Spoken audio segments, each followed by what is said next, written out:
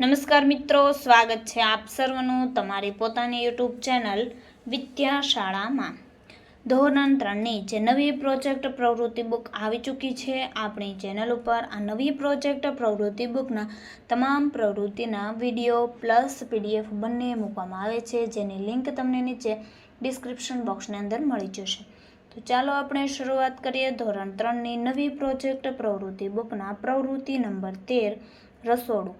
તેમનું સંપૂર્ણ સોલ્યુશન આપણે આ વિડીયોની અંદર જોશું. તેમનું પોસ્ટર પણ અહીં તમને દર્શાવેલું છે, જે તમે અહીં જોઈ શકો છો.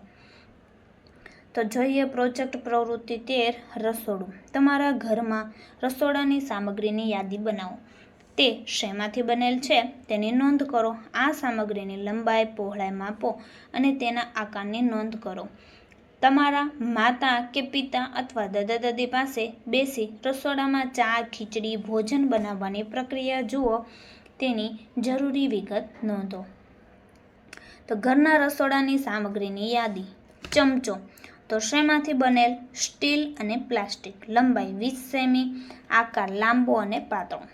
થાળી શેમાંથી બનેલ? સ્ટીલ અને પ્લાસ્ટિક. લંબાઈ, વ્યાસ 30 સેમી, આકાર ગોળ. કટોરી શેમાંથી બનેલ? તો કે સ્ટીલ. લંબાઈ, વ્યાસ 10 સેમી, ઊંચાઈ 5 સેમી, આકાર ગોળ. તવી શેમાંથી બનેલ? લોખંડ અને નોનસ્ટિક કોટિંગ. લંબાઈ એટલે વ્યાસ 25 થી 30 સેમી, તેમનો આકાર ગોળ. પ્રેશર કુકર શેમાંથી બનેલ? એલ્યુમિનિયમ અને સ્ટીલ. લંબાઈમાં વ્યાસ 25 સેમી અને ઊંચાઈ 20 સેમી, આકાર તેનો નળાકાર.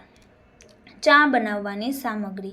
ચા પત્તી, પાણી, દૂધ, ખાંડ, એલચી, કપ, તપેલી, ગળણી વગેરે. ચા બનાવવાની પ્રક્રિયા. ગેસ પર તપેલી રાખી પાણી ઉકાળો. હવે ઉકળતા પાણીમાં ચા પત્તી ઉમેરો. સ્વાદ અનુસાર ખાંડ ઉમેરો. એલચી ક્રશ કરીને ઉકળતા પાણીમાં નાખો. ત્યારબાદ દૂધ ઉમેરો અને 2-3 મિનિટ માટે ઉકાળો. ચા ગાળવા માટે ગળણી વાપરો અને કપમાં પીરસો.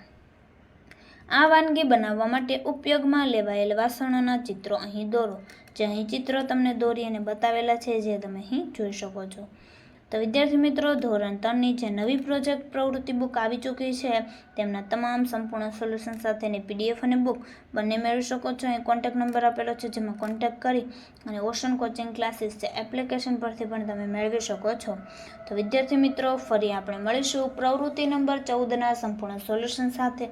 આ વિડીયોની લિંક તમે તમારા મિત્રો દોસ્તોને જરૂરથી શેર કરજો, જેથી તે લોકોને પણ આ સોલ્યુશનનો લાભ મળી રહે.